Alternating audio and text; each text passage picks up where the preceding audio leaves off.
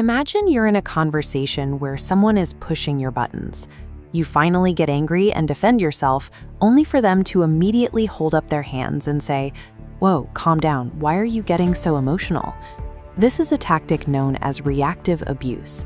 It is an attempt to make the person being provoked look unstable, while the person who started the conflict plays the role of the rational victim. The goal is to move the focus.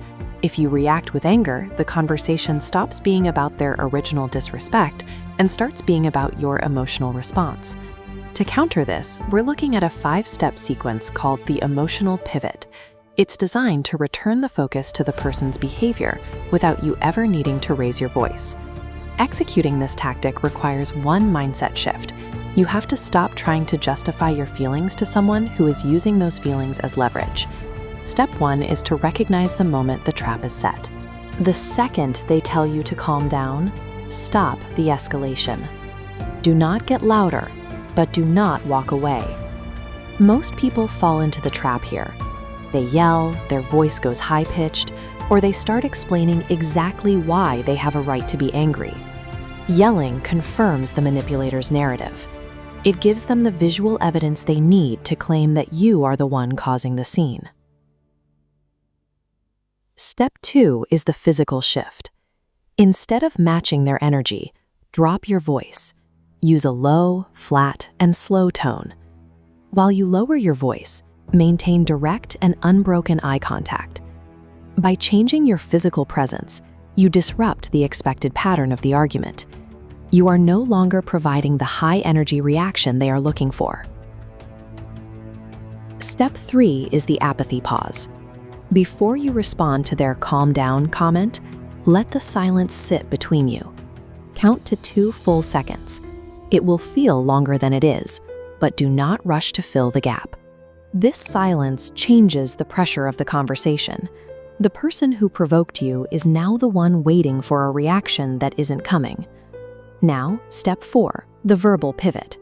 You aren't going to argue about whether or not you are emotional. You are going to address their behavior. Say these exact words. "I am calm. I am simply addressing the disrespect you just showed me." Resist the urge to add your feelings to this. Don't say, "I'm upset because." Keep it analytical. This specific phrasing works because it refuses the angry label. It identifies your state as calm and redirects the focus back to the starting point. The spotlight is now off your reaction and back on their initial attack. By naming the disrespect, you force them to account for their actions rather than yours. Step 5 is the silent hold. Once you have said your piece, stop talking. Keep your eyes on theirs and wait. The burden of the next move is now entirely on them. This is where most people falter. They laugh nervously, they look at the floor, or they start talking again to break the tension. Don't. Without an angry reaction to hide behind, the manipulator often struggles to maintain their rational facade. This pressure frequently leads them to stammer, backtrack, or try to claim the original insult was just a joke. Holding this silence demonstrates that you are in charge of your own responses. It makes their attempt to rattle you visible to anyone watching. That is the emotional pivot.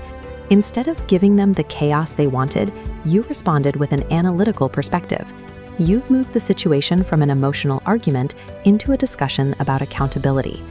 The core principle is simple. Do not let someone else define your emotional state to suit their agenda. Practice this stillness to protect your focus from these tactics. Subscribe for more.